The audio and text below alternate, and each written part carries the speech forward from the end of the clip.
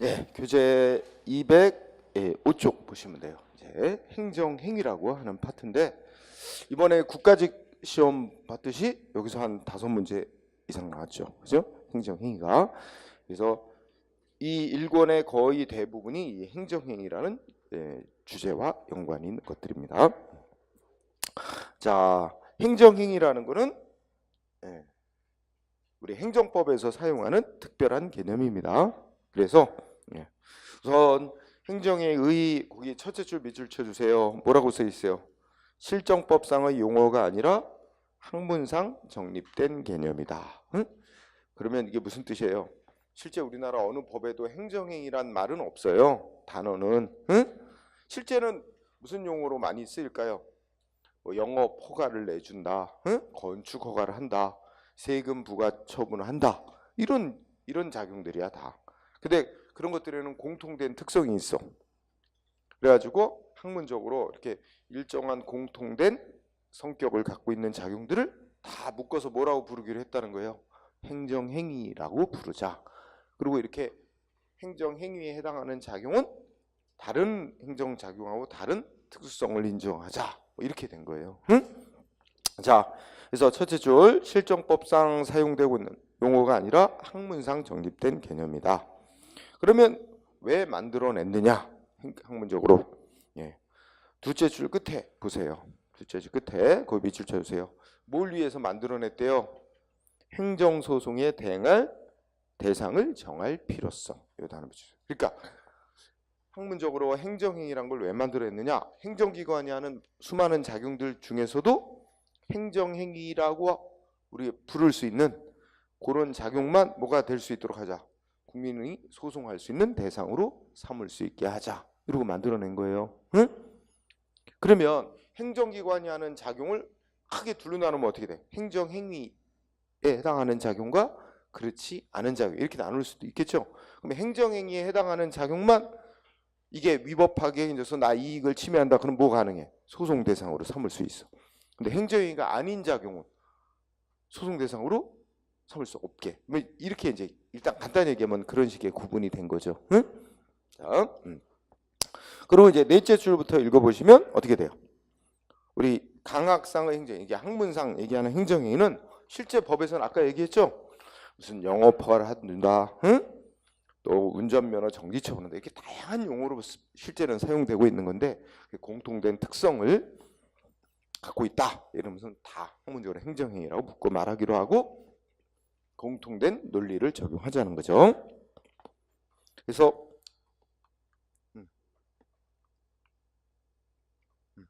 거기 그 문장의 마지막 줄 보세요. 그러면 밑에서 세 번째 줄 행정행위에는 다른 행정작용들, 그러니까 행정기관이 하는 다른 작용들에는 인정되지 않는 공정력 등의 특수한 효력이 인정. 응? 그것도 밑줄 쳐주세요. 그러니까 자, 우리가 아직 행정행위가 어떤 작용인지는 아직은 얘기를 안 했어요. 그렇지만 행정행위라고 우리가 파악되는 작용은 공정력 같은 특수한 효력이 인정된다. 다른 행정작용에는 인정되지 않는 거. 일단은 이렇게 알아두십시다. 자, 그러면 지금 이제 들어갑시다. 행정행위란 어떤 작용? 그 밑에 개념 1 개념에서 어떻게 하는 작용? 행정행위라고 부르기로 했대요. 자, 다운표 안에 볼까요? 행정청이 법 아래에서 구체적 사실에 관해 법 집행하는 행위로서 권력적 단독 행위로서의 공법행위 이렇게 정의를 한단 말이에요. 응? 그러면 이거를 일단은 뜯어보면 어떻게 될까요? 첫째, 행정청이 하는 행위다. 근데 뭐 하는 거냐? 법을 만드는 건 아니고 만들어진 법 아래에서 법을 집행하는 행위여야 된다. 근데 법을 집행해도 어떻게 집행하느냐? 국민보다 우월한 힘을 가지고 권력적으로 법을 집행하는 행위. 응? 그리고 두째 공법행위. 무슨 법을 집행하는 거냐? 공법. 공법하면 대표적인 게 우리 행정법이잖아. 행정법을 집행하는 행위. 응? 그러니까 요러요러한 요소들을 다 갖추고 있어야 우리가 뭐라 그런다? 행정행위다. 이렇게 본다는 거예요. 응? 그래서 일단 그 두 줄 학문적으로 행정행위 정의 그걸 조금 다시 더 뜯어본 게 이제 거기 쌍가를 보면 행정청이 하는 행위일 것 하면서 207조까지 계속 그 뜯어보고 있잖아요. 하나하나씩. 그죠? 그러면 첫 번째, 행정청의 행위일 것. 응? 행정청이 하는 행위가 전부 행정행위인 건 아니에요. 근데 첫 번째로 필요한 게 행정청이 하는 행위일 것. 그죠? 근데 여기서 행정청이란 말을 들으면 일단 뭐가 떠올라? 응? 무슨 행정관청이라고도 하고 하는데 이제 정부 조직에 속해 있는 그 행정기관이 떠오르죠. 보통 우리가 그렇지만 꼭 그런 거는 아니에요. 우리가 여기서 말하는 행정청은 국가로부터 뭐예요? 무슨 권한을 받아가지고 일반 국민들에게 그 행정 권한 행사할 수 있도록 인정된 자도 여기서 말하는 행정청에 포함시켜요. 응? 따라서 우리가 동그라미 1번 이건 외우지 말고요. 동그라미 1번 첫째 줄 읽어보면 조직을 갖고 따진 게 아니에요. 여기서 말하는 행정청이란 조직을 갖고 따진 게 아니라 뭐 갖고 따졌대요? 기능. 응? 그러니까 하는 일을 하는 일 내지 하고 있는 권한 이거 보는 거야. 기능을 보고 따진 거야. 그렇기 때문에 자 이거 밑줄 쳐주세요. 둘째 줄에 누구도 포함한대요. 포함시킨대요. 공공단체나 공무수탁 사인도 행정청에 포함. 이거 중요한 겁니다. 응? 여기서 이 문장이 제일 중요한 건 공공단체나 공무수탁 사인도 행정청에 포함. 여기서 공무수탁 사인은 이미 이제 앞에서 배운 사람은 알죠? 사인은 일반 개인이나 사기업이라고 생각을 하세요. 응? 근데 국가나 지방자치단체로부터 일반 국민에게 어떤 공권력 행사할 수 있는 권한 부여된 거예요. 응? 그런 자가 공무수탁 사인이에요. 응? 그러니까 공무수탁 사인은 조직상으로는 정부 조직 아니죠. 하지만 조직은 안 속해 있는 건 아니지만 하는 권한이 일반 국민들에게 공권력 행사하는 권한 부여받은 거야 국가로부터. 그래서 그러면 이렇게 되죠. 공공단체나 공무수탁 사인도 행정청에 포함이 되니까 공공단체나 공무수탁 사인이 하는 행위도 다른 요소들을 다 구비하면 뭐가 될 수 있는 거야? 행정행위가 될 수 있는 거죠. 그러면 거기서 연장하면 행정행위 왜 만들어냈다 그랬어? 소송, 행정소송. 그러면 공공단체나 공무수탁 사인이 한 행위도 위법하게 됐다. 그래서 나의 이익을 침해했다. 그러면 국민이 뭐 할 수 있어? 그 공공단체나 공무수탁 사인을 상대로 행정소송 제기할 수 있게 된다. 이렇게 이제 논리적으로 쭉 연결이 되겠죠. 그 다음에 또 이거 한번 생각해 보세요. 예. 우리 국회나 지방의회는 주로 뭘 해요? 제일 많이 하는 일이 뭐야? 법 만드는 거 하죠. 국회에서 법률 만들고 지방의회에서는 조례라는 지방자치단체 법 만들고 그죠? 그렇지만 우리 여러분 뉴스 들었죠? 해외 연수 갔다가 뭐 가이드 폭행한 경상북도 예천 군의회 의원, 응? 그거 어떻게 됐어요? 결국 군의회에서 제명시켰죠. 제명 결정해서 의원직 박탈했어요. 근데 뭐 했대? 군의원. 제명당한 군의원 뭐 했대요? 행정소송 제기했대요. 자기 제명시킨 거 군의회에서 제명 결정한 거 위법이다. 취소해달라. 이렇게 행정소송 내고 뭐 신청했어? 또 집행정지, 즉 효력정지 해달라고. 만약 법원이 효력정지 해놓으면 계속 의원직 유지하는 거예요. 판결 나올 때까지. 그래갖고 또 그 소식이 알려지면서 막 비난이 막 엄청 그죠? 응? 무슨 낯으로 뭐 그러냐 해가지고 또 그런데 뭐 그 사람이 이제 숨어서 뭐 계속 소송하겠지. 응?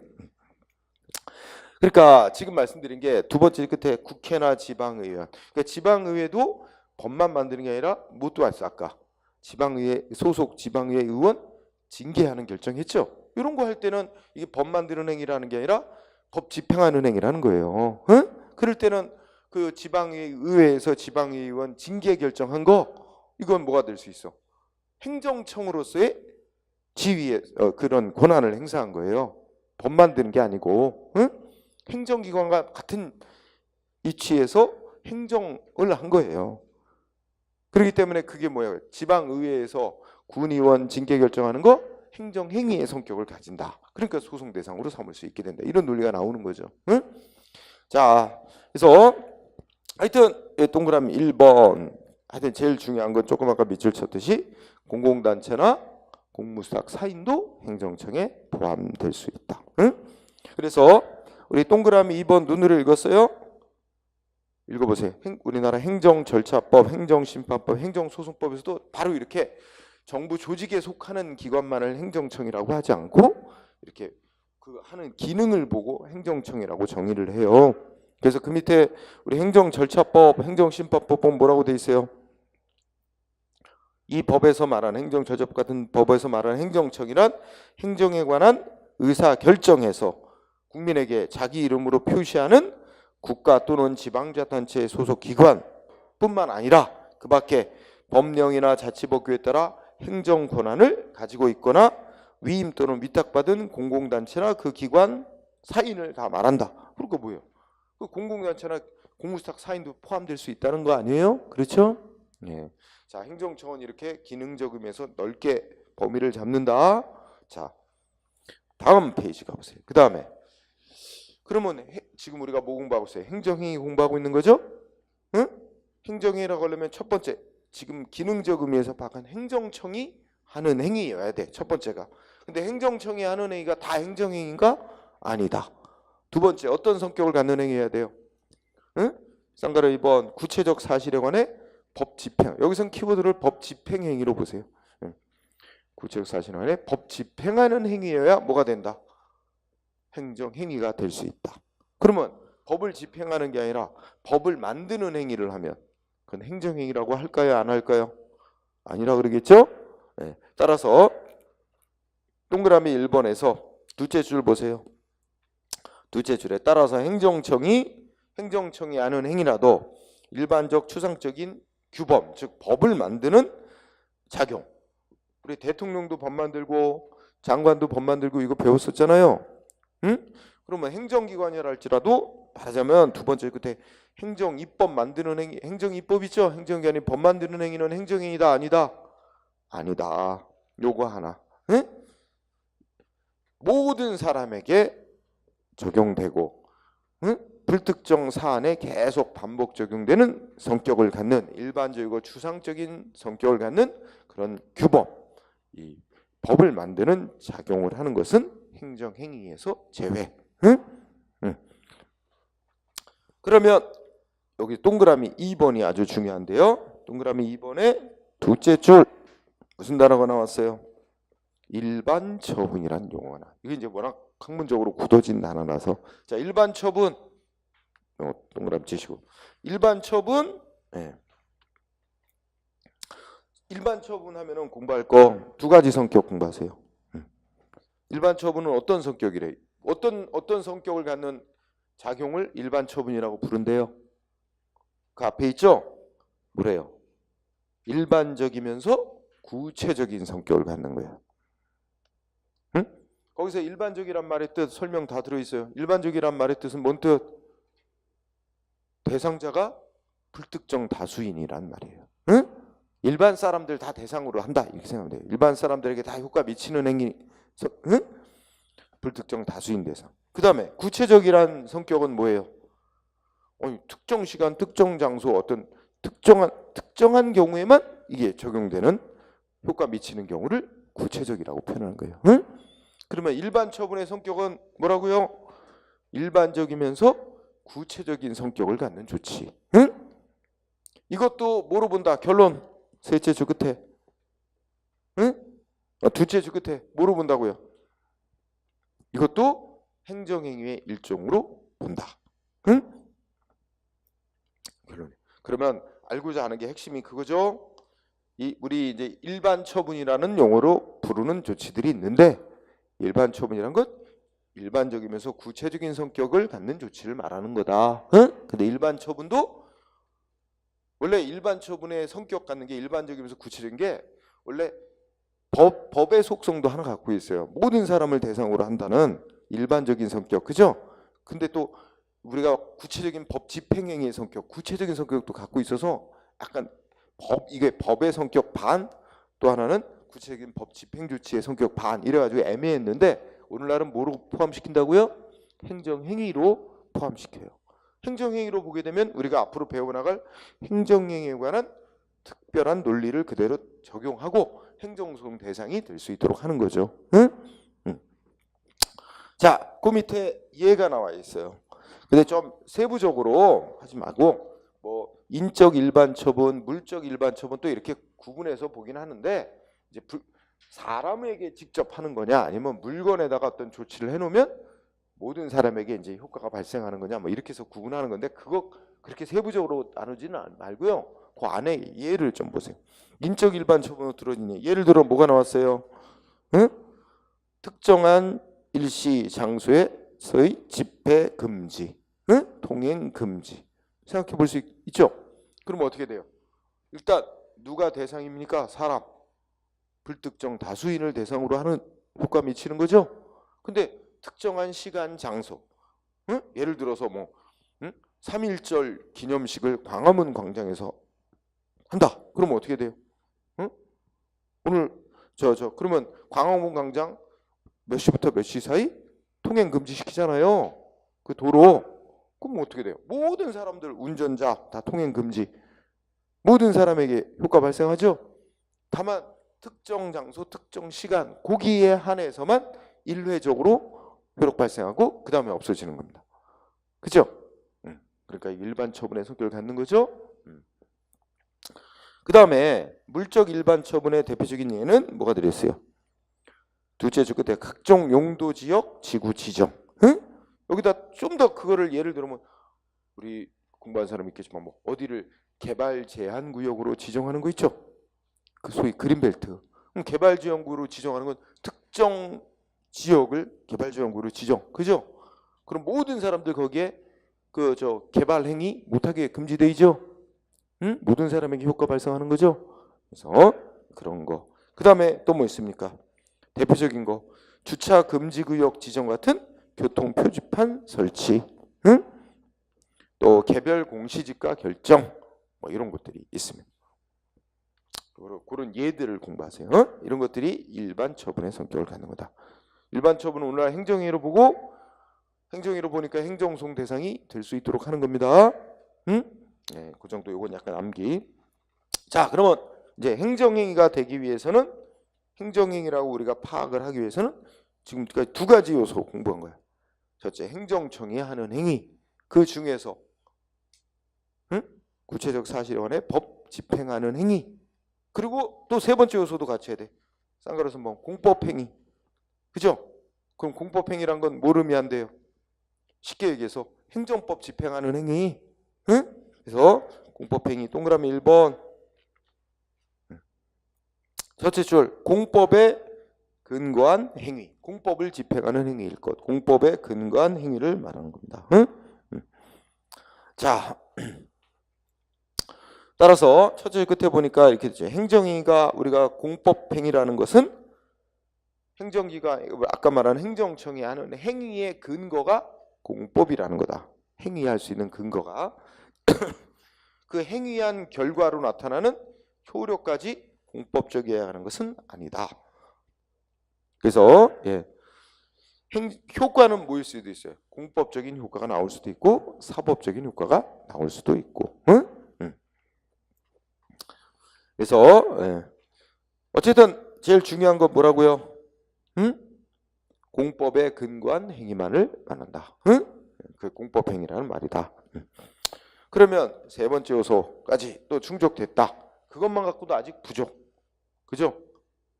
행정행위라고 하려면 또 뭐 해야 돼?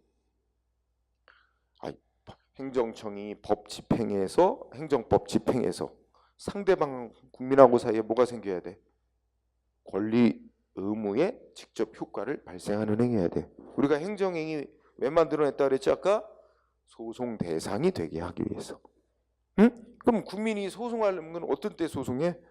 자기 권리를 침해당하거나 의무를 부여받거나 자기한테 불이익 될 때 소송하겠죠? 구제받기 위해서. 그렇다면 국민의 권리 의무에 아무 영향 안 미치는 작용은 소송 대상으로 하게 할 필요가 없잖아요. 그렇기 때문에 행정행위로 가려면 필연적으로 쌍가루 4번 법적 행위라 그래서 뭐예요? 응? 첫째 줄 끝에 국민에게 뭐예요? 직접 권리 의무 기타 법적 효과를 발생시키거나 변경, 소멸시키는 그런 행위여야만 한다 이거예요. 응? 반대로 얘기하면 국민의 권리 의무에 직접 효과 미치지 않는 행위는 행정소송 대상으로 하게 할 필요가 없지요. 응? 네, 그렇게. 이렇게 그 얘기 알아두세요. 그래서 동그라미 1번에 둘째 줄 동그라미 얘가 뭐 들었어요? 응? 도로 청소, 도로 부수 이런 행위 뭐야? 법적 효과 안 생기는 행위를 뭐라고 불러요? 사실행위. 응? 비권력적인 사실행위. 응? 법적 효과 안 생기는 거 비권력적 사실행위. 도로 청소하면 뭐야? 행정기관이 도로 청소해요. 그럼 뭐가 돼? 도로가 깨끗한 상태, 이 사실상의 깨끗한 사실상의 결과 상태는 만들어내는 게 이게 목적이죠. 누구 국민 개인의 권리 의무 발생시키는 거는 없잖아요. 우리가 법적 행위라는 건 이 상대방하고 사이에 권리 의무 같은 법적 효과를 발생시키는 거래야 우리가 법적 행위라고 하는 거고, 이런 권리 의무 같은 법적 효과를 발생시키지 않는 행위는 또 반대로 통틀어 사실행위라고 불러요. 따라서 이런 동그라미 1번의 비권력적인 이런 사실행위는 행정행위가 아니다. 응? 이런 거는 개인이 자기 권리 의무 침해한 거랑 거 상관없으니까 소송 대상으로 삼을 게 안 되는 거죠. 응? 네. 또 동그라미 2번 뭐라고 나왔어요? 행정조직 내에서 행해지는 내부적 행위로서, 예를 들어서 행정조직 내부 구성원인 공무원의 법적 지위와 무관한 행위는 행정행위가 아니다. 예를 들면 어떤 거? 공무원한테 상급자가 오늘 어디로 출장 갔다 와라, 뭐에 관해 오늘 업무 처리해라, 이런 거 있죠. 이거는 상대방 공무원의 신분 지위에 법적 신분에 영향 미치는 거예요. 조직 내부에서 그냥 업무 처리를 위한 것뿐이죠. 근데 공무원의 징계하고 이런 거 다 소송 대상 되는 거예요. 응? 그런데 이거는 공무원의 신분하고 직접 상관없죠. 그렇기 때문에 예를 들어서 상급기관이나 상관이 직무명, 여기 키워드가 직무명령입니다. 응? 상관의 직무명령은 행정행위로 보지 않습니다. 응? 그러니까 소송 대상 안 되는 거예요. 다 포인트는 어디에 지금 다 모여 있는 거야. 소송과 소송 대상이 되느냐 안 되느냐 이거에 모여 있는 거예요. 응? 자, 그 정도 하고요. 오른쪽에 가면 동그라미 3번. 동그라미 3번. 자, 둘째 줄에 보면 무슨 단어로 써있죠? 자동기계에 의한 행정결정. 이렇게 한마디로 말씀. 오늘날 과학기술 발전해서 어떻게 돼요? 응? 아니 뭐 주민등록 등본도 어디서 뗄 수 있어? 기계장치에서 뗄 수 있잖아. 응? 그죠? 우리 교통신호기가 보내는 신호, 거기에 위반하면 어떻게 돼요? 교통신호기가 보내는 신호 위반하면 신호 위반으로 벌 받아요. 그죠? 적발되면.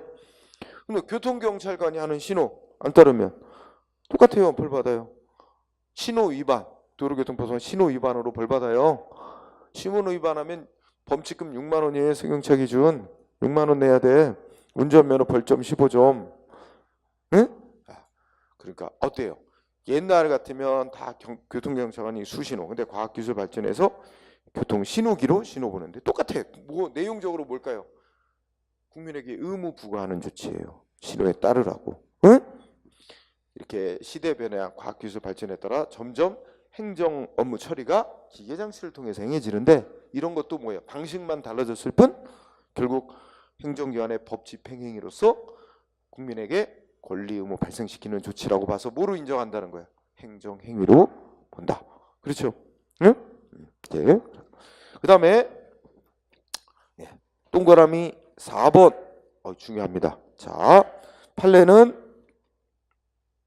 자 밑에서 어떤 처분의 근거나 법적인 효과가 행정규칙에 규정되어 있다고 하더라도, 일단 이렇게 보죠. 그럼 여기서 오늘 처음 하시는 분들, 처분은 행정행위랑 거의 같은 의미로 보세요. 응? 이게 법 집행 조치죠.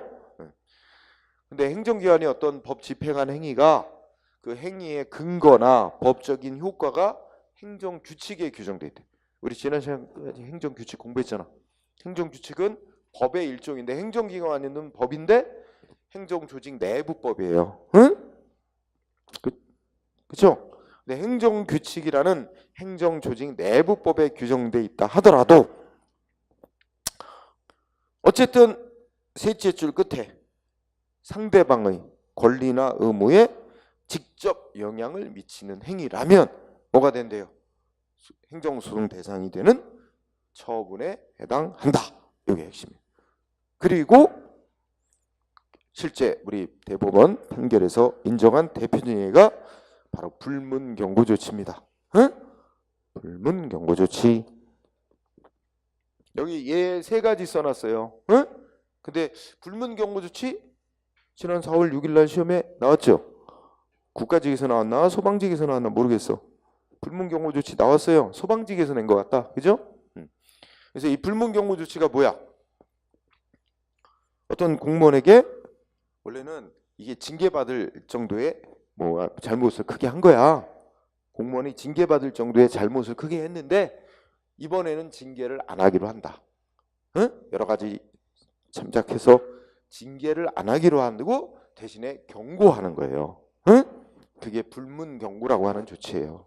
징계를 안 하기로 하고 대신에 경고만 하는 거죠. 근데 이렇게 징계는 아니고 경고만 받았지만 이 경고만 받아도 이제 행정조직 내부의 법인 인사관리 규정의 규칙에 의하면 이게 공무원 인사기록카드에 기재가 되게 돼 있고 경고받았다는 게 이 경고받은 사실이 있으면 나중에 일을 아무리 잘해도 뭘 못 받아.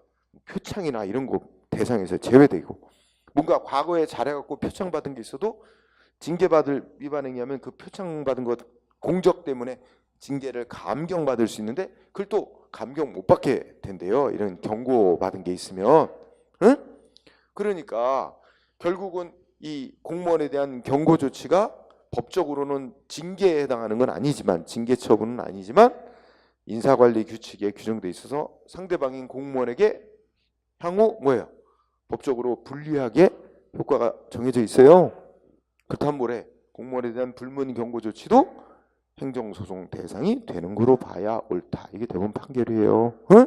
그래서 그 판례 3개 드러났어요. 건설교통부 내부 지침 이게 바로 행정규칙이요. 항공노선 운수권 배분한 조치도 소송 대상. 이거는 이제 앞에서도 했었나? 뭐 정부에서 이제 항공노선을 배분해 주는데 뭐 응? 대한항공하고 아시아나에 서로 손님 많은 노선은 대한항공 쪽에 주로 배정을 해주니까 아시아나가 반발. 뭐 이런 거와 연관이 있는 거예요. 그죠? 소송할 수 있는 거로 보는 거죠. 또 세 번째 거는 부당한 공동행위가 이제 담합입니다. 담합. 응? 응? 담합. 응. 그래서 담합, 이 부당한 공동행위, 담합 같은 거 하는 거는 우리 자유시장 경제 가장 이 뭐라 그럴까요? 그 나쁜 짓이야. 응? 경쟁을 무너뜨리는 거죠. 그래서 부당한 공동행위. 그러니까 예를 들어서 소주 회사 몇이서 소주 값을 올리기로 짠 거지. 서로 일제히 올리기로 담합한 거야. 그거 걸리면 돈 왕창 물려요. 응? 근데 그 담합했던 업자 중에 하나가 자진 신고. 아, 우리 담합한 거 맞아요 하고 신고. 그럼 뭐 해주게 돼 있어? 감면해주게 돼 있어. 뭐 돈 물리는 거. 응? 근데 그렇게 감면해주도록 하는 규정이 있어요. 감면제도 운영 고시라고 이게 조직 내부의 사무처리 규정.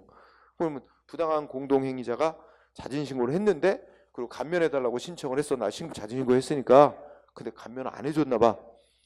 이거 뭐예요? 소송 대상이. 감면 불인정한 거 있죠? 그거 소송 대상이 된다라고 인정한 거죠. 응? 자, 이 동그라미 4번 매우 중요. 네. 자, 그 다음에 행정행위라고 하려면 쌍가루 5번 권력적인 행위가 됩니다. 여기 권력적 단독행위 이렇게 써놨는데 여기 핵심 단어는 권력적이라는 거예요. 권력적이라는 말의 뜻은 상대방보다 행정청이 어떻게 돼? 우월적 지위에서 뭔가 명령하고 강제하는 그런 성격을 가리키는 거죠. 따라서 자 1번 또 읽어보죠. 행정행위는 행정청이 국민보다 우월적인 지위에서 국민의 권리 의무 등의 행위를 구체적으로 결정하는 행위를 말한다. 자 동그라미 1번에 2가지 공부해야 되네요. 예. 셋째 줄에 보니까 어떻게 돼요? 셋째 끝에 행정청이 법 집행으로서 하는 행위라도 비권력적인 행위. 응? 비권력적이니까 국민보다 우월한 위치에서 하는 행위 아닌 거. 비권력적인 행위나 국민하고 대등한 입장에서 의사 합치로서 하는 공법상 계약. 우리 행정법상의 계약. 계약하면 대등성이에요. 응? 공법상 계약. 거기다 하나 더 추가하면 공법상 합동행위. 응? 공법상 계약이나 공법상 합동행위는 행정행위가 아니다. 왜? 왜 아니야? 공권력 행사가 아니니까. 응? 다만 동그라미 1번에 또 두 번째 줄. 행정청이 우월적 지위에서 결정 내리는 행위인 한 상대방의 신청이나 동의 등이 요구돼도 행정행위로 본다. 요것도 밑줄 쳐주세요. 예를 들면 생각해 볼까요? 자, 내가 인천시장에 건축허가 신청했어요. 그럼 내가 신청. 인천시장이 건축허가 내주거나 거부하거나. 그럼 보통 개인 간에 신청받고 그래 승낙해가지고 계약 맺는 것처럼 비슷하지만 이건 대등한 관계가 아니에요. 응?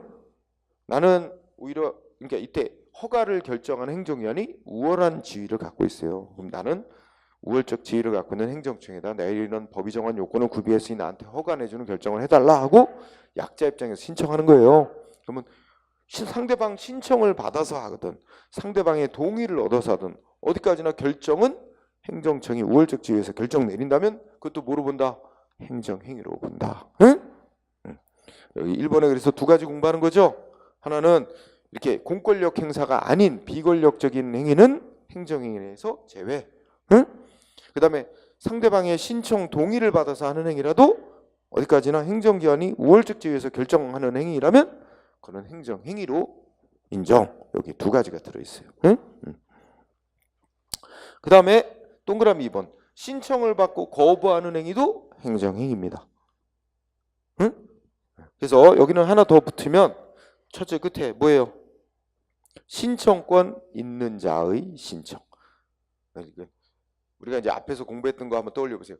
우리 누구나 다 행정기관에 뭐 자기를 위해서 뭐 해달라고 신청할 수는 있는데 신청할 권리가 있는 사람이 신청해 온 거에 대해서는 행정기관은 대답을 해야 될 의무가 있어요. 신청대로 해주든 거부를 하든 대답해야 될 의무가 있습니다. 응? 근데 신청권이 인정 안 되는 사람, 신청권이 없는 사람이 신청을 하면 행정기관은 응답해야 될 의무도 조차 없어요. 응답 안 해도 아무 문제가 안 돼. 응? 자, 그래서 어쨌든 이번 끝에 신청권이 있는 자의 신청을 받고 행정기관이 거부하는 행위는 행정행위 해당. 응? 네, 그 정도로 하세요. 네. 거기까지만 하세요. 그러면 지금까지 자 어떻게 공부했어요? 우리 행정행위라는 거는 실제 법에서 사용되고 있는 용어는 아닌데 우리가 판례상으로나 학문적으로나 이제 행정행위라는 용어를 정립을 했다. 왜 정립한 주된 이유는 뭐냐? 바로 수많은 행정작용 중에서 행정행위의 성격을 갖는 작용만 국민이 행정소송 대상으로 삼을 수 있도록 그 범위를 정하기 위해서다. 그러면 행정행위란 어떤 작용을 행정행위라고 이제 말하느냐? 행정청이 구체적 사실관에 법 집행하는 행위로서 그것도 뭐야? 우월적 지위에서 권력적으로 법 집행하는 행위 그리고 어떤 법 집행하는 거? 공법, 행정법을 집행하는 행위. 그래서 국민하고 상대방하고 사이에 권리 의무 같은 법적 효과를 발생시키는 행위 이런 요소를 갖고 있어야 우리가 행정행위라고 한다. 응? 그러면 간단히 생각하면 뭐 하는 행위? 행정기관이 공권력 행사에서 법 집행해가지고 상대방 국민하고 사이에 권리 의무 등 발생시키는 행위를 행정행위라고 한다. 이런 정도로 간단히 그죠? 자 그러면 다음 페이지 큰 2번 행정쟁송법상 처분 개념과의 관계라고 있어요. 응? 이것도 아주 중요한 주제. 자 그러면 어디서 자나 우리 아까 학문적으로 행정행위라는 건 왜 만들어냈다 그랬어요? 응? 행정행위에 해당하는 작용만 국민이 뭐 할 수 있도록 하기 위해서 소송 대상으로 삼을 수 있도록 하기 위해서. 그런데 학문적으로는 그래 맞는데 우리나라 행정소송법은 어떤 행정작용이 소송 대상이 된다고 규정해놨어요? 우리 행정소송법은 처분이라는 작용이 소송 대상이 된다고 규정을 해놨어요. 행정행위라는 작용이 소송 대상이 되는 게 아니라 처분이라는 작용이 소송 대상이 된대요. 응? 그래서 자 동그라미 1번 읽어볼까요? 우리나라 행정소송법은 처분이라는 작용이 소송 대상이 되는 거다. 그러면 처분이라는 행정작용은 어떤 작용이냐? 처분이란 이렇게 정의를 해놨어. 구체적 행정청이 행하는 구체적 사실에 관한 법 집행으로서 공권력을 행사하거나 거부하는 조치와 그 밖에 이에 준하는 행정작용 이렇게 정의를 해놨어요. 응? 이 1번에 소송 대상이 되는 행정작용 처분의 정의를 보니까 조금 아까 우리가 공부했던 학문상의 행정행위하고 같아요, 달라요? 응? 같아요, 달라요? 그거 비슷하지 않나요?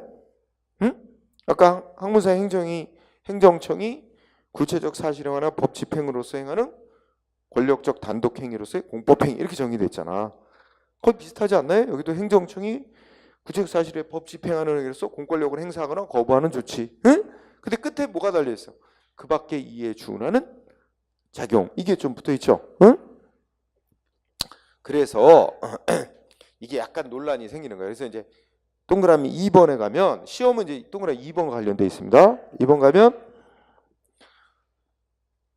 우리 학문적으로는 행정법학상 학문적으로는 행정행위에 해당하는 작용이 소송 대상이 되는 거다라고 쭉 파악을 해왔는데 아니 우리나라 행정소송법은 행정행위가 아니라 처분이 소송 대상이 되는 거다라고 정의를 해놨다. 그러면 근데 가만히 보니까 학문상의 행정행위와 우리나라 소송법이 정하고 있는 처분의 개념이 거의 유사한 것 같은데 또 조금 다른 것 같기도 하고 그래서 학자들 간에 견해 차이가 있다.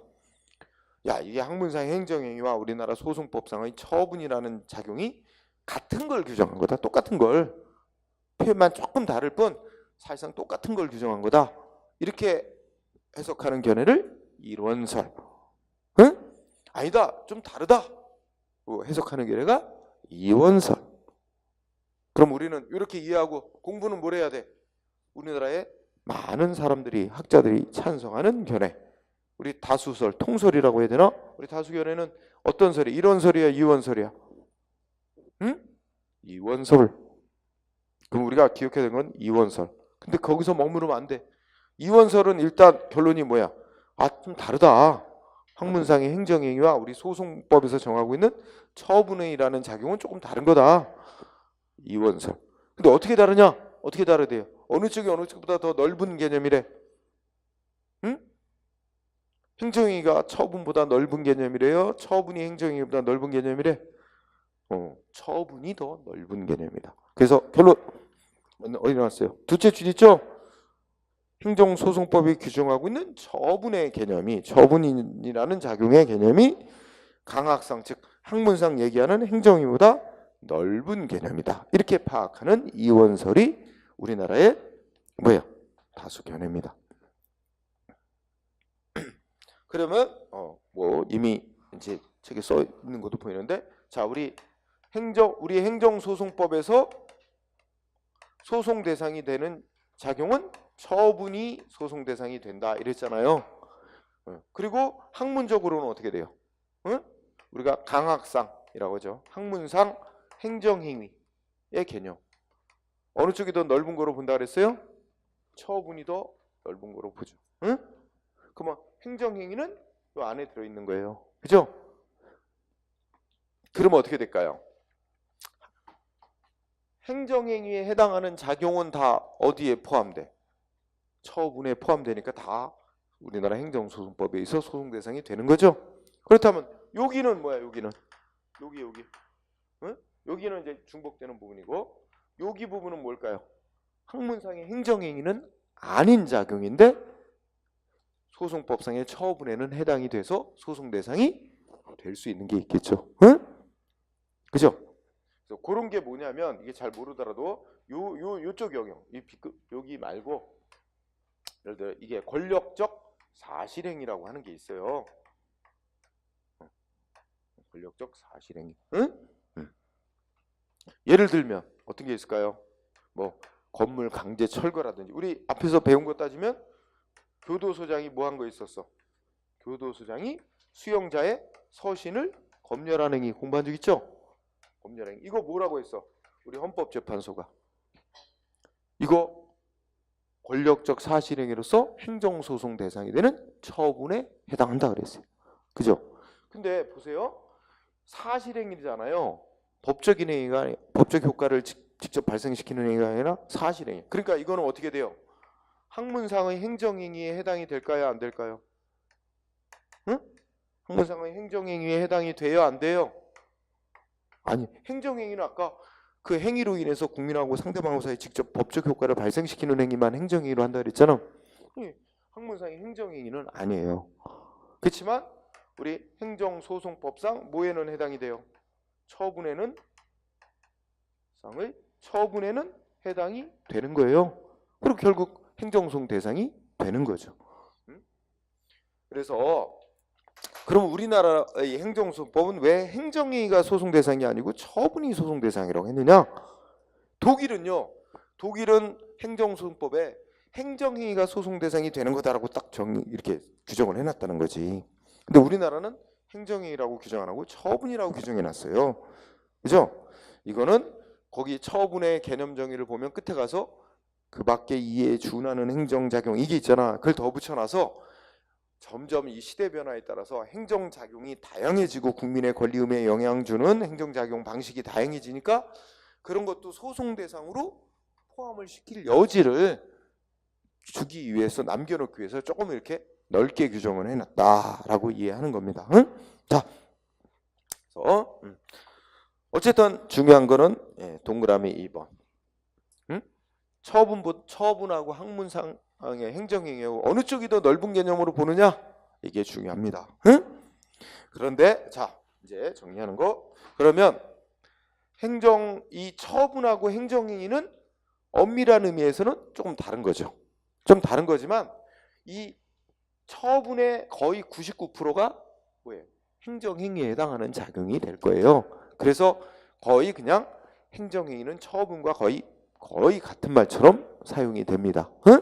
엄밀히는 처분이 더 넓은 거지. 응? 네, 그런 정도로 이해를 하세요. 자, 그러면 이제 판례가 쭉 소개됐습니다. 응? 자, 시험을 위해서는 이제 판례가 암기해야죠. 그러면 1번은 좀 넘어가도 될 것 같아요. 1번은 그 밑줄 친 부분을 보면 대한주택공사죠. 지금은 대한주택공사가 아니죠. 지금은 뭐야? 옛날에 대한주택공사하고 어디하고 합쳤어? 한국토지공사하고 합쳤잖아. 그래서 지금은 한국토지주택공사. 이거를 우리가 LH라고 하잖아. 응? 이제 옛날 주택공사 따로 있었을 때. 그럼 이 주택공사가 정부로부터 국가로부터 뭔가 이렇게 일반 국민에게 행정 권한 행사할 수 있도록 권한 받아서 뭔가 법 집행하는 조치하는 거란 말이에요 이게. 그래서 대한주택공사가 이제 이거는 시험에 거의 잘 안 내. 그러니까 이제 읽고만 읽으면 대한주택공사라는 공공단체가 뭐야? 택지개발 사업을 시행하고 택지개발 사업 시행하면서 거기 살던 사람들 딴 데로 이주시키고 하는 거, 이주대책 수립하고 실시하는 거 이거 행정행위란 말이에요. 응? 이것도 행정. 그러니까 이 판례 왜 드러났겠어? 아까 우리 행정청 속에 누구도 들어간다고? 행정 권한을 부여받아서 일반 시민들에게 행사하는 공공단체도 행정청으로서 행정행위 할 수 있다는 걸 나타내는 판결이에요. 1번 정도는 그렇게 보고요. 2번 중에 2번, 3번 한 대 묶어요. 2번 부분 뭐 있어요? 누가 했어? 지방의회에서. 누구? 지방의회 의장 불신임 결정했대요. 그러면 이거 의장의 지위 박탈하는 거죠? 자, 지방의회에서 의장 불신임 의결. 뭐래 이거? 행정행위라고 할 수도 있고 행정처분으로서 뭐가 된대? 소송 대상이 된다. 그러니까 의장이 이거에 승복 못하면 지방의회를 피고로 해서 행정소송 제기할 수 있단 말이에요. 응? 네. 3번 지방의회에서 아까 하나 했죠. 의원 징계하는 결정한 거 있죠? 역시 다 소송 대상이 될 수 있어요. 신뢰가 있잖아. 지금 최근에 아주 살아있는 생생한 예. 응? 경북 예천군의회 박종철 의원하고 그치? 박종철 의원은 그 사람은 가이드를 폭행한 사람이고 또 한 친구는 뭐야? 또 한 사람은 무슨 뭐 그 여성 접대로 나오는 술자리 가자고 그 가이드한테 예? 요구했던 의원이고 그 2명 제명당했잖아. 근데 둘 다 지금 행정소송 제기했단 말이야. 응? 응. 그러면 여기서 하나 또 우리가 앞에서 배운 거 그러면 국회에서 뭐예요? 국회의원 징계 의결, 국회의원 징계 제명시키는 결정하는 걸 이렇게 표현해. 자, 뭐 센 거 하자. 국회에서 어떤 국회의원 의원직 박탈하는 제명 결정했어요. 국회의원 3분의 2가 찬성하면 제명시킬 수 있어요. 자, 이거 행정소송 대상이 되는 거다 아니다? 소송 대상 된다 안 된다? 응? 돼야 안 돼요? 돼야 안 돼요? 아니 지금 고개를 껴웃가서 하면 안 된다고 지금. 응? 되는 거야 안 되는 거야? 빨리 답해봐. 되는 거야 안 되는 거야? 응? 지금 여기 3번에 지방의회에서 지방의원 징계 제명시킨 건 소송 대상 되는 거라고 인정한다 그랬죠? 그럼 국회의원에 대해서 징계 제명하는 건 국회에서 소송 대상 돼야 안 돼요? 네. 안 돼요? 네? 왜 안 돼 이거? 우리 헌법에서 명시해 놨잖아. 헌법에서 국회에서 국회의원 징계 제명시킨 건 뭐야? 법원에 제소할 수 없다, 소송할 수 없다고 딱 헌법에서 명시해 놨어요. 응? 그래서 우리나라 최고법인 헌법 자체에서 이거는 안 되는 거로 명시해 놨기 때문에. 그래서 우리가 어디 파트에서 공부해서 앞쪽에 통치행위 파트에서 공부했잖아요. 네? 그래서 이거는 안 됩니다. 이거 헌법에서 안 되는 거로 명시해 놨어요. 응? 그러나 지방의회 의원에 대해서 징계 제명하는 건 그런 금지 규정이 없어요. 그렇기 때문에 그 성질상 소송 대상이 되는 거로 보는 거죠. 응? 자, 그 다음에 4번도 이것도 꼭 알아두세요. 4번 교통안전공단이, 이 교통안전공단도 공공단체예요.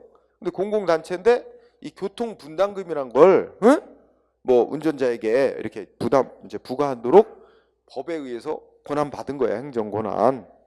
응?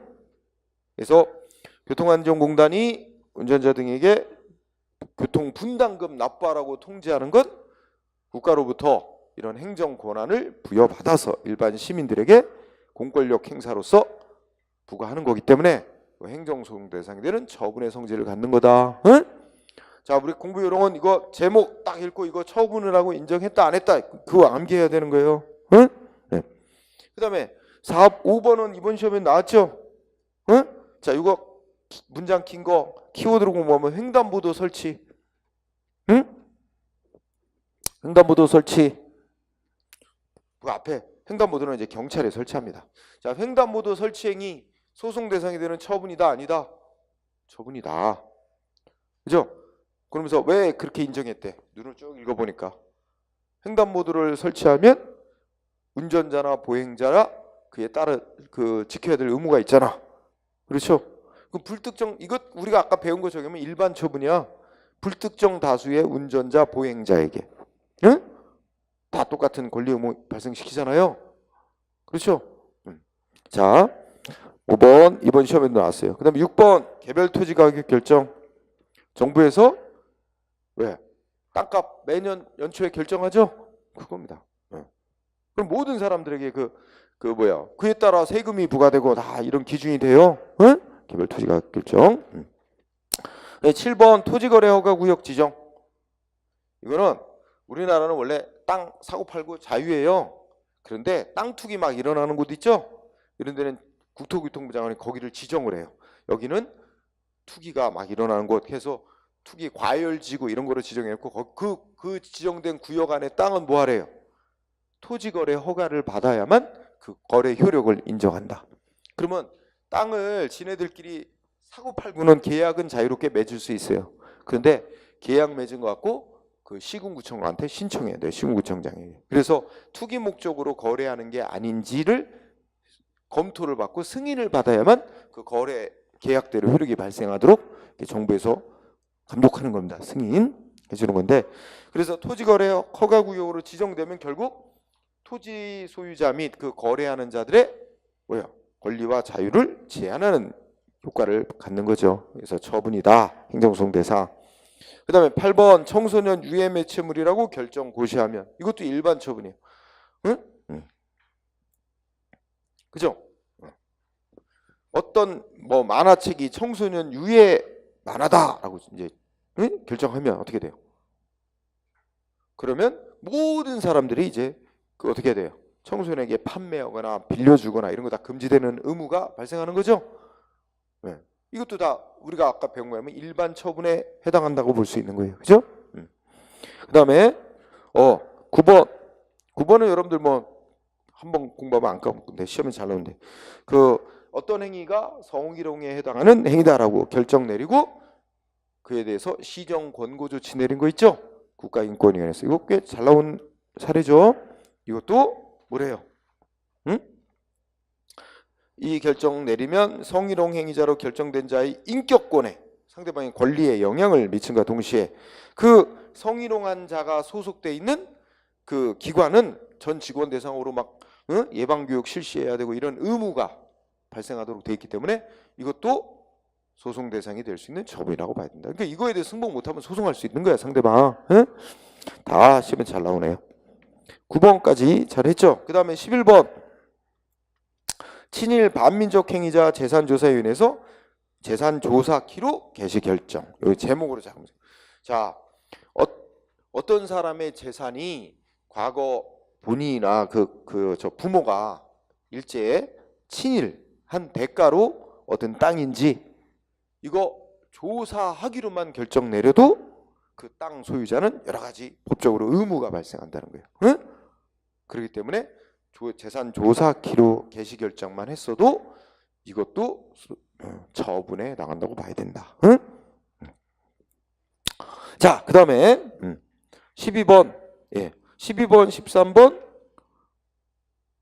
두 개 뭐예요? 누가 한 거야? 공정거래위원회가 한 거네요. 그렇죠? 자, 첫 번째 거는 12번은 공정거래위원회에서 뭐 하라 그랬대? 표준 약관 사용하라고 권장했대요. 응? 근데 이게 말은 권장이라고 하지만 이게 만약에 그 공정거래위원회가 이제 작성해 놓은 표준 약관과 다르게 계약을 맺거나 할 경우에는 어떻게 된대? 뭐 주요 내용을 다르게 정한 주요 내용을 알기 쉽도록 표시해야 될 의무가 이제 있고 그 의무를 이행 안 하면 과태료라는 불이익 조치를 받게 돼 있고 하는 등 상대방한테 불리한 의무 발생시키는 조치니까 처분이라고 봐야 된다. 응? 그 다음에 13번 뭐야? 표시 광고의 공정화에 관한 법률 위반을 이유로 한 공정거래 경고 의결. 응? 자, 요거 읽어보면 이 공정거래위원회에서 그러니까 뭐 물건 사잖아. 그러면 물건에 뭐 있어? 막 광고 문구 있잖아요. 표시하고 광고한 문구. 이게 막 허위 과장 광고 문구다. 이렇게 되면 공정거래위원회에서 그걸 적발하면 어떻게 돼? 그 시정하라고 경고하는 거예요. 경고. 그런데 이 경고 의결은 표시 광고가 위법이라는 걸 확인하되 구체적인 조치까지는 명령 내리는 건 아니다. 구체적인 조치까지 해라 하는 거는 아니지만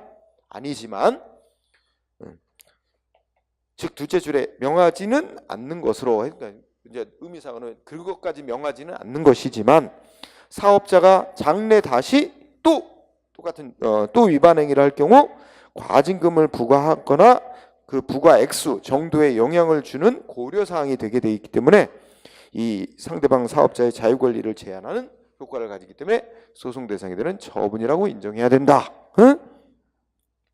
이거 12번, 13번 이거 하고 그다음에 그 옆에다가 우리 앞에서 배웠던 거 우리 행정법 전체를 통틀어서 공정거래위원회에서 한 조치 소송 대상이 되는 처분이냐 아니냐 세 가지 얘기 나와. 지금 여기 두 가지 있죠. 그럼 하나는 뭐 있을까요? 그 옆에다 써놔놓고 밑에나 자 뭐 있냐면 공정거래위원회에서 어떤 법 위반 업자를 공정거래위원회의 뭐야 이 검찰에 고발하는 게 있어요. 어떤 업자를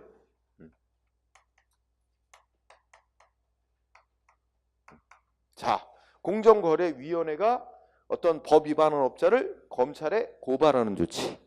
응? 자 이거 소송 대상이 되는 처분이냐 아니냐? 처분이다 아니다? 아니다. 그러니까 공정거래위원회가 한 조치 세 가지가 이제 시험을 위해서 공부해야 되는데 두 가지는 처분이라고 인정했죠. 근데 요거는 아니다. 왜 아니냐? 공정거래위원회에서 검찰에 고발했다는 것만 그 고발한 것만으로는 고발된 자의 권리 의무에 아직은 아무런 영향이 없다라는 거죠. 고발만 이거는 공정거래위원회는 행정기관이 또 다른 행정기관인 검찰의 이제 행정기관끼리 의사표시만 왔다 갔다 한 거지 아직은 고발된 자의 권리 의무에는 직접 아무런 변동이 생긴 거 없다라고 해서 처분 아니래요. 그럼 공정거래의 뜻 세 가지만 딱 알고 있으면 되는 거야. 두 가지는 처분 인정, 하나는 처분 아니라 그랬다. 응? 자, 아마 뒤쪽에 써놨을 텐데 같이 옆에다 공부할 때 겸해서 하는 게 좋다 이렇게 생각하는 겁니다. 그 다음에 자 14번. 자 14번은 두 번째 줄 끝쪽에 오면 무슨 단어? 입찰 참가 자격 제한. 이 단어로 공부를 해야 돼. 입찰 참가 자격 제한. 입찰 참가 자격을 제한하는 것, 그 정당하지 못한 부정당한 업자를 제재하는 조치예요. 응? 그러면 입찰 참가 자격 제한. 예를 들면 이런 거 있잖아. 인천시에서 무슨 그 사업을 벌여, 뭐 도로를 공사하든 인천시청 청사를 새로 짓든. 근데 어떻게 돼? 예를 들면 사고 많이 낸 건설업체 있죠? 그러면 어떻게 돼? 니네는 몇 년 동안 우리 인천시에서 시행하는 공사에 몇 년 동안 참여 못해. 이거 제한 참가 못 시키는 거야. 안 시키는 거죠. 일종의 업자에 대한 제재죠. 응? 자, 그러면 키워드가 입찰 참가 자격 제한입니다. 어떤 기업체를 그 공사에 참여 몇 년 동안 못하게 제한하는 조치죠. 입찰 참가 자격 제한 조치. 누가 한대요? 누가? 14번 첫 줄 끝에 누가? 국가행정기관이. 자, 두 개 단어. 국가기관이. 두 번째 줄 입찰 참가 자격 제한하는 거 뭐래? 그건 처분이다. 그럼 제한당한 자 억울하다 그러면 소송할 수 있는 거야. 응? 그러면 번호는 따로 안 붙였지만 그 밑에 또 입찰 참가 자격을 누가 했어요? 시도지사, 시장, 군수구청장, 지방자치단체장이 하는 것도 역시 공권력 행사로서의 처분이다. 응? 다 행정소송으로 싸울 수 있는 대상이 된다. 그러면 자 이게 또 비교하면 이제 뒤쪽에 나오니까 입찰 참가 자격 제한 조치를 이런 국가행정기관이나 지방자치단체장이 하는 게 아니면 행정소송 대상인 처분이 아니라 그래요. 그건 이따 또 나올 때 얘기를 하죠. 그 다음에 뭐 나왔어요? 15번. 이번에 또 시험 문제 나왔죠? 네. 자, 그럼 우리 주민등록번호 바꿀 수 있다 없다? 응? 자, 어떤 사람이 자기 주민등록번호가 유출돼서, 응? 이게 이제 카드사가 이제 그 개인정보 관리를 잘못해서 우리 개인정보 주민등록번호 등이 다 이제 노출이 되는 거야. 유출. 그래서 자기 불안하다. 그래갖고 구청에 가서 나 주민등록번호 바꾸고 싶다 신청을 했거든요. 근데 구청장이 거부. 야 그거 주민등록번호 한번 태어나면 죽을 때까지 갖고 가는 거고 안 바꿀 수 없는 거. 바꾸도록 허용하는 근거 규정이 없다. 못 바꿔준다. 거부했어요. 그래도 이 사람 소송 냈어. 아니 내 의사하고 달리 나도 모르게 주민등록번호가 유출돼서 나 앞으로 어떤 피해를 입을지 모르는데 주민등록 바꿀 수 있도록 해줘야지. 바꾸지 못하도록 바꿔달라고 하는 신청을 받고 거부한 행위는 구청장이 거부 행위는 위법이라고 소송을 냈어. 그래서 3번의 재판 1심, 2심, 대법원까지 갔는데 대법원이 뭐래? 본인의 의사와 무관하게 주민등록번호 유출된 경우에는 주민등록번호를 바꿔달라고 신청할 권리가 국민에게 있다고 봐야 되고 신청권이 있는 국민의 신청을 받고 거부한 행위 위법. 그래가지고 이겼어요. 그래서 지금은 최소한 주민등록번호 자기 의사와 무관하게 유출됐을 때는 바꿀 수 있어요. 자, 그래서 15번 여기 나와 있어요. 구청장이 주민등록번호 변경해달라는 신청을 받고 거부한 행위 소송 대상이 되는 처분이다. 응? 우리 바꿀 권리 있어요. 그 다음에 16번 산업단지관리공단에서 입주 변경 계약을 취소. 그러니까 아마 우리가 이제 어떤 지역을 산업단지로 조성하잖아. 넓은 지역을 산업단지로 조성하고 어느 지역에 어떤 기업이 거기에 이제 입주하기로 계약을 맺었어. 근데 그 계약을 산업단지공단이 취소. 응? 이거 뭐래? 공권력 행사로서의 처분을 한 거로 본 거예요. 응? 그래서 그러니까 이거는 여기도 아까 우리 공부한 거 적용하면 산업단지관리공단이 공공단체죠. 근데 얘가 권한 가진 뭐 국가기관이나 지방자치단체장으로부터 이렇게 관리할 수 있는 행정 권한을 위임받아서 그 공권력 행사로서의 행정 조치한 거라고 보는 거죠. 그러니까 이거는 행정소송 대상이 되는 피고, 처분이다. 그러면 이 계약을 취소당한 상대방 기업은 누구를 상대로? 산업관리공단을 상대로 소송하는 겁니다. 처분한 행정청을 상대로. 계약 취소한 거는 위법이니까 무효로 해달라, 취소시켜달라 이러고 소송합니다. 자, 이 처분성 인정된 것들, 뭐 이게 다는 아니고 이제 공부하면서 계속 나오지만 주로 시험에 많이 나오는 것들을 배치시켜 놨어요. 시험 봐도 알지만 암기해야 할 건 확실히 암기해야죠. 처분을 인정하고. 이번엔 처분 아닌 거, 처분이라고 안 본 거. 그러면 뭘까요? 첫 번째 뭐 나왔어요? 자, 1번 읽어볼까요? 그냥. 자, 우리 항고소송은 이제 행정소송이라고 생각하세요. 그냥 읽고 지나가세요. 행정소송 대상이 되는 거는 처분이라 야 되는데, 그죠? 행정처분이나 처분이 되려면 행정청이 공법상 하는 행위로서 특정한 사항에 대해서 법에 따른 권리 설정, 의무 부담을 명하거나 기타, 하여튼 상대방하고 사이에 법적 효과를 직접 발생케 하는 행위래야만 소송 대상이 되는 처분일 수가 있는 거다. 그러면서 자, 우리 외워야 될 거, 상급 행정기관이 행정조직 안에서 상급기관이 하급기관에 대해서 승인, 동의, 지시. 여기까지 잘라요. 행정조직 안에서 상급기관이 하급기관에서 승인, 동의, 지시. 이건 뭐다? 이건 단지 조직 내부에서 업무 처리에 관한 행위일 뿐. 그죠?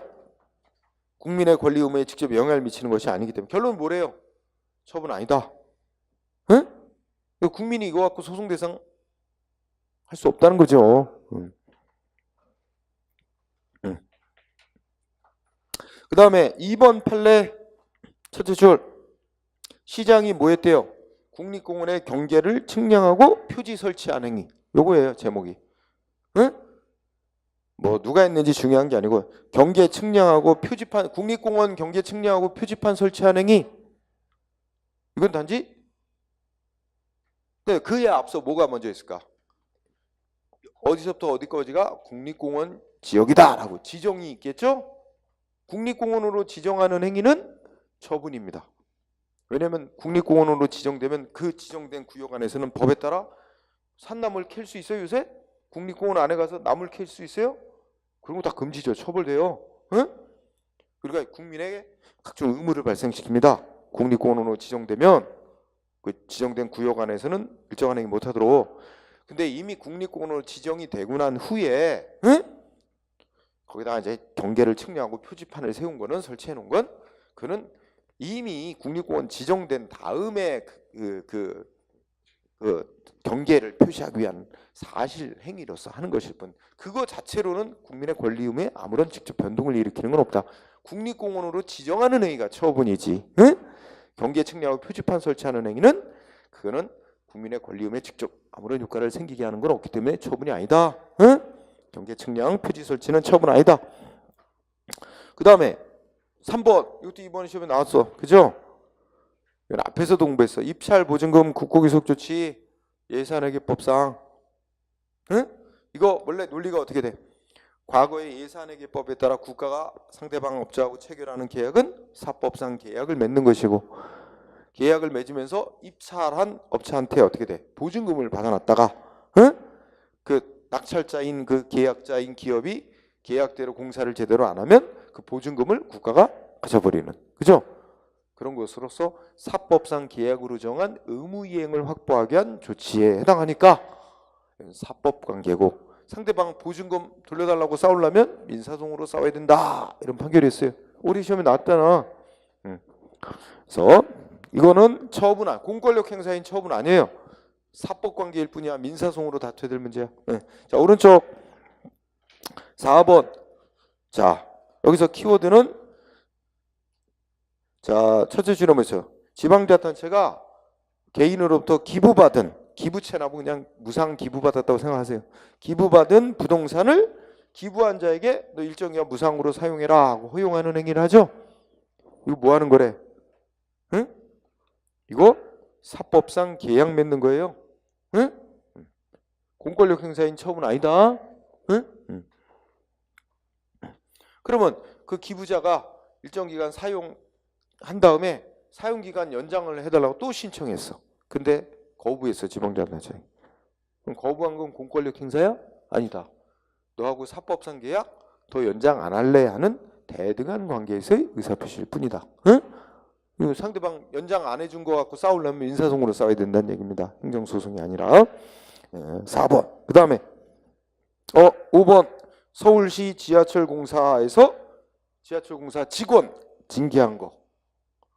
용어 속에만 징계 처분자 들어간다고 다 공권력 행사로서의 행정소송 대상되는 처분 아니에요. 그냥 편의상 행정실무에서 막 무슨 처분이란 말을 다 붙였어요. 표현은 처분자가 붙어도 이거는 성질 따져봐야 돼요. 자, 서울시 지하철공사에서 지하철공사 직원 징계하는 처분. 그러면 근원부터 따져보자. 서울시 지하철공사라는 공공기관하고 거기에 근무하는 임직원과의 이 고용계약은 어떤 관계냐? 공무원 근무관계 아니에요. 공무원 아니죠. 이거는 일반 대기업 취업해서 다니는 관계가 똑같다니 봐요. 사법상의 고용계약 관계로 보죠. 따라서 너 그만해 하고 해고한 거야 말하자면. 그러면 지하철공사 직원 뭐로 싸워야 돼? 이건 사법관계니까. 행정법관계 아니고 사법관계라서 이 해고에 대해서 싸우려면 민사소송으로 싸워야 됩니다. 공권력 행사인 처분이 아니라니까 행정소송으로 싸울 문제가 아니라는 거예요. 6번은 설명 안 해도 당연히 아실 거고, 그죠? 우리가 학교 선생님, 교원은 국공립학교 선생님은 신분이 공무원입니다. 그러니까 공무원으로서 고용되어 근무하는 관계, 이건 당연히 행정법 관계라서 징계받고 그러면 행정소송으로 싸워야 돼요. 근데 사립학교 선생님은 학교하고 무슨 관계 맺는 거야? 사법상 고용계약 관계 맺은 거예요. 학교에서 해고당하면 뭐 해야 돼? 민사소송으로 싸워야 돼요. 사법관계라서. 자, 그다음에 7번, 8번 같은 이치. 7, 8번은 논리적으로 또 같은 이치니까. 자, 아까 내가 그런 얘기 했죠. 우리 승용차 타고 운전하다 신호위반 하면 얼마? 범칙금 얼마 받는다 그랬어요? 범칙금 통고처분 6만 원. 운전면허 벌점 15점. 자, 벌점이 몇 점 이상 되면 면허 정지 나올까요? 누적돼요. 누적 관리. 3년 동안 누적 관리 되는데 벌점 쌓인 게 누적된 게 40점이 넘으면 면허 정지 나옵니다. 1점당 1일로. 그럼 내가 신호 위반 한 번 했죠? 그럼 6만 원 내고 벌점 15점, 운전면허 벌점 15점 받았어. 근데 아직 40점 안 넘었죠? 근데 중앙선 침범 또 한 번 걸렸어. 그러면 이거 승용차 기준 또 6만 원이야? 이거는 중앙선 침범 운전면허 벌점이 30점이에요. 그러면 누적 합산하면 몇 점이야? 45점이죠. 끝자리는 빼. 그리고 40일 면허 정지 처분이 나옵니다. 경찰로부터. 응? 자, 이런 거 면허 정지 안 받으려면 어떻게 하면 돼? 범칙금 6만 원 통고 처분 나왔을 때 응하지 않으면 돼요. 그러면 자기 운전자임을 안 밝히고 있으면 이제 과태료라는 거로 바뀌어요. 과태료 바뀌면 아까 신호위반 같은 경우는 10,000원이나 2만 원 더 내는 거야. 돈으로 더 내고 과태료 납부한 걸로 하고 그 벌점은 없어요. 돈을 조금 더 내는 방식. 왜냐면 벌점이 더 운전 자주 하는 사람한테는 위협적이죠. 벌점을 안 받으려면 과태료로 전환해서 납부하면 됩니다. 응? 자, 어쨌든 나중에 또 얘기할 기회가 있을 거예요. 자, 그러면 내가 벌점 30점을 부여받았다. 운전면허 벌점. 근데 30점 부여받은 것만 갖고는 나 운전하고 다니는데 아무런 영향 없습니다. 벌점이 100점이 쌓여 있으면 어떨까요? 벌점 100점 쌓여 있으면 운전하고 다니는데 지장이 있어요? 아니야. 100점이 쌓여 있으면 그걸 기준으로 경찰이 뭐 해야 돼? 너는 벌점이 100점이니까 너는 운전면허 100일 정지 이게 나와야 돼. 그 운전면허 100일 정지 조치가 나와야 그게 상대방한테 100일 동안 운전하지 말라는 의무를 부과한 행위가 되죠. 면허 정지 100일 이게 100일 면허 정지 처분 이게 처분이야. 그러면 벌점 100점 배점된 건 어떻게 돼? 그것만 갖고는 아직 아무런 권리의무에 영향을 미치는 건 없죠. 벌점은 결국 경찰이 면허 정지나 면허 취소를 시키기 위한 자료로 활용되는 것일 뿐 벌점이 만점이 쌓여 있으면 뭐해? 응? 아직은 벌점 만점 배점 된 것만 갖고는 운전하는 자의 권리 의무에 아무 영향 없잖아요. 벌점을 토대로 뭐가 있어야 돼? 경찰이 면허 취소나 면허 정지 조치가 있어야 그것이 처분이지. 상대방의 의무 발생시키는. 응? 그래서 벌점 배점한 것만 갖고는 국민의 권리 의무에 직접 아무런 변동이 생기는 건 없다. 벌점 배점만은 처분이 아니다. 응? 그러니까 내가 생각할 때 나는 위반한 적이 없는데 내가 언제 중앙선 침범했다 한 적이 있다고 벌점 30점이 배점돼 있대. 이건 뭔가 잘못된 거 아니냐고. 내가 운전면허 벌점 경찰이 잘못 배점해놨다고 별점 잘못한 거 이거 취소해라. 이거 행정소송으로 다툴 필요가 없다는 얘기야. 다툴 대상이 안 된다. 이걸 기초로 해서 나중에 면허 정지가 나오거나 해야 그거 갖고 싸우는 거지. 벌점 매겨진 것만 갖고는 싸울 게 아니야. 만약에 벌점이 잘못 매겨져 있다 하더라도 그걸 기초로 해서 면허정지 처분이 나오면 면허정지 처분을 취소하라고 승하면서 왜 면허정지 조치가 잘못됐느냐? 바로 벌점이 잘못돼 있었으니까 그걸 기초로 면허정지 처분한 건 잘못이다. 이렇게 주장하면 되는 거지. 면허정지 처분을 대상으로 싸우면서 벌점 배점만 갖고 싸울 필요가 없다는 얘기예요. 벌점 배점만으로는 문제라고 다니는데 아무런 권리 의무에 영향 안 미치니까. 마찬가지로 8번 군의관이 신체 등급 판정하죠? 응? 신체 검사에서 남자들 군대 가기 전에 그러면 군의관이 신체 등급을 잘못 판정했다. 근데 이 신체 등급 판정한 것 갖고 현역 복무해야 될 의무자냐 아니면 면제자냐 보충력 의무자냐 이거 결정 나는 거 없어요. 결정은 뭐에 의해서 결정나? 바로 군의관이 신체 등급 판정한 걸 기초 자료로 해서 지방병무청장이 너는 현역, 너는 보충력, 너는 면제 이런 게 나와야지. 응? 군의관이 신체 등급을 뭐 1급부터 5급까지 중에 너는 3급 이렇게 잘못 판정을 했다 하더라도 그 군의관의 신체 등급 판정 갖고 내가 병역 의무가 최종 결정 난 건 아니에요. 최종 결정은 지방병무청장에 의해서 내려진다니까. 그러니까 지방병무청장이 너는 현역 복무자다 이렇게 징집 현역 복무자로 이게 판정이에요. 이게 처분이에요. 지방병무청장이 최종 병역 의무를 확정짓는 처분을 하기 전에 그걸 위한 기초 자료로 활용하는 게 군의관의 신체 등의 판정. 지금 제가 8번하고 9번하고 같은 논리로 묶어서 공부하시는 걸 이해하시죠? 다 똑같은 얘기잖아요. 응? 최종 조치가 있기 전의 기초 자료로 일 뿐이지. 응? 라는 거. 그 다음에 9번. 네. 자, 경제기획원장. 지금은 뭐 이름이 바뀌어서 재정경제부 장관이라고 하겠죠. 하여튼 뭐 했어요? 예산안 편성 지침 통보했죠? 이건 뭐 하는 거야? 내년도 예산 이런 기준에 따라서 편성해라 하고 행정조직 내부에 사무처리 기준 내려보낸 거예요. 이거 예산 편성 지침 통보가 행정조직 내부에서 하급기관에 대해서 업무처리 지시면 내린 거지 국민의 권리 의무에 직접 무슨 효과 발생시키는 거는 아니잖아요. 이것으로. 응? 저건 아니다. 10번 당연퇴직 통보. 늘 나오는 건데 올해 시험에도 또 나왔네. 그죠? 당연퇴직이란 말이 뭐야? 법이 정한 일정한 사유가 생기면 공무원직 자동 상실되는 게 당연퇴직입니다. 응? 공무원이 뭐 했더라?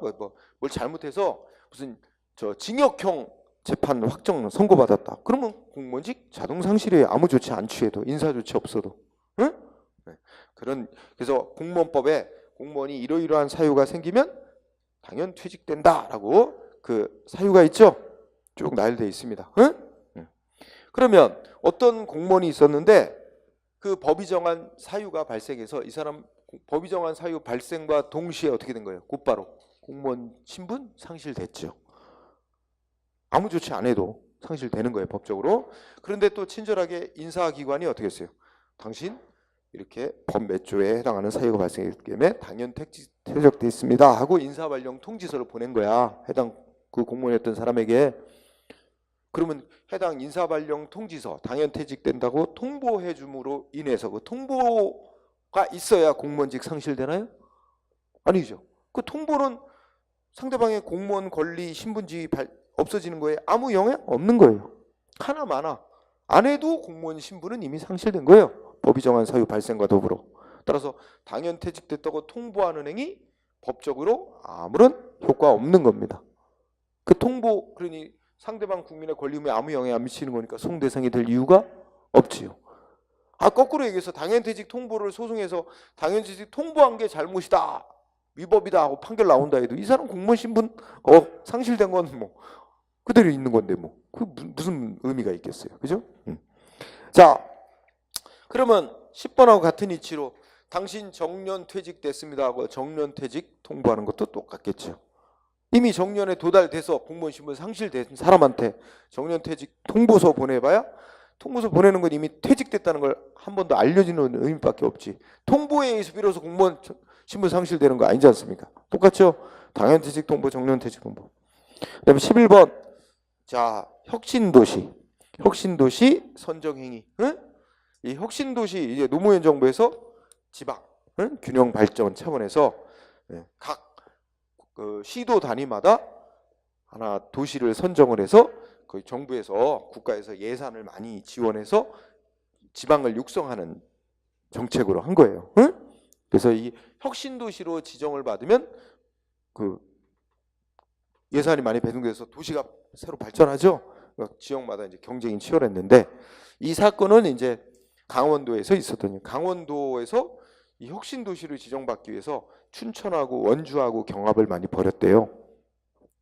그런데 원주로 이제 결정이 났어요. 도지사가 원주를 혁신도시로 결정했어. 근데 춘천 시민들이 열받았어.